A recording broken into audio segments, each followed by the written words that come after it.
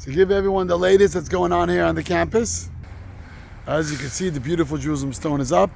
Now you see the trenches here they're building, and that's in order to build a walkway. We're gonna have a walkway connecting both buildings. So when people walk, if it's raining, or if they need the shade, that's gonna be right over here. Let me take you inside to show you what's going on inside. Thank you all for your hard work. See how big the campus is? Going all the way down there. Show you all the way over here. Now let me take you inside. As you can see now, they're starting to run all the low voltage here in the building.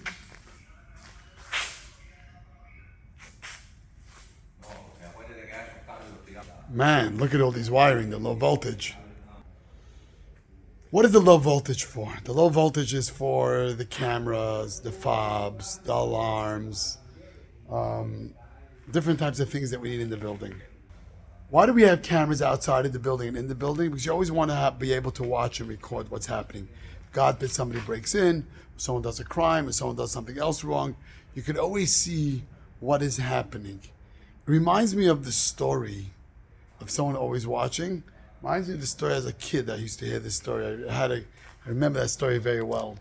That one time there was a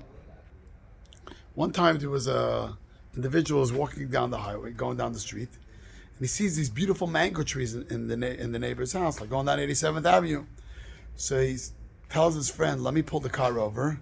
And I will jump on the other side and get the mango. And you tell me if you see anyone watching me, let me know, and I'll run back to the car." So he jumps over the fence. He's about to grab the mango. He said, "Oh, they're watching." He jumps off. Jumps the other side of the fence, goes in the car. Drives another mile down, sees another mango tree in someone's yard. He says, "You know what? Let me try here." Again, he does the same thing and the same result. As soon as he's about to take the mango, they said, he's watching. So he jumps in. He said, "Let me try one more time." He goes to the third house. And again, he jumps the fence. He's about to take his mango, and his friend again in the car screams, they're watching. Comes back into the car. He says, "I don't understand. How could all three places they're watching?" He says, "Of course.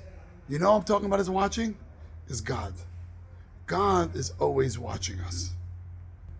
You see, a lot of times we will not do things or do things because we think nobody's looking, and then we can do it. But if you remember that God is always watching us, it's like the cameras in the building. It reminds us that someone's always watching us. So remember that God is always watching us. Two things happen. Number one, we're going to make sure that we behave, that, as much as we think nobody's looking, God is always watching us. And the other thing, it gives us a happiness, and it gives us strength, and gives us encouragement that we know that God is always watching us. God is not only watching us to catch, "Oh, I caught you, and now you're in trouble."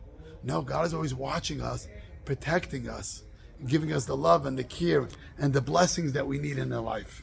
So these low voltage that's going up, and these cameras are going up, is reminding us again how blessed we are, that the cameras of the world is always above us. And that's God always watching us, protecting us. So we got to behave.